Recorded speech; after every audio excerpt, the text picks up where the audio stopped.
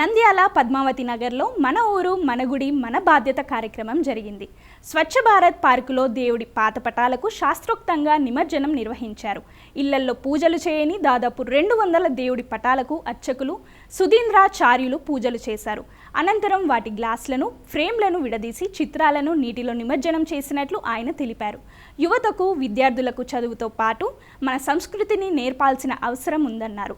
దేశ సంస్కృతి సాంప్రదాయాలను ప్రతి ఒక్కరూ ఆచరించాలని మన ఊరు మన గుడి మన బాధ్యత వ్యవస్థాపకులు శివకుమార్ సూచించారు.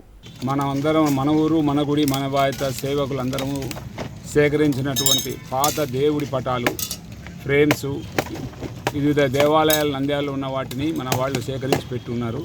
అవన్నీ కూడా ఈరోజు పద్మావతి నగర్లోని స్వచ్ఛ భారత్ పార్క్ తీసుకువచ్చి వీటికి సంప్రోక్షణ చేసి ఉద్వాసన మంత్రాలు చెప్పి సుధీంద్రాచార్యుల వారు వచ్చి సంప్రోక్షణ చేశారు. అది అయిన తర్వాత ఇప్పుడు ఫ్రేమ్స్ అన్నీ కూడా సపరేట్ చేసే కార్యక్రమం చేసి వీటిని వుడెన్ పార్ట్ని సపరేట్ చేయటం, గ్లాస్ పార్ట్ని సపరేట్ చేయటం, ఆ తర్వాత దేవుడి ప్రతిమ ఉన్నటువంటి ఆ కాగితాలను సపరేట్ చేయటం 3 భాగాలుగా చేయడం జరుగుతూ ఉంది.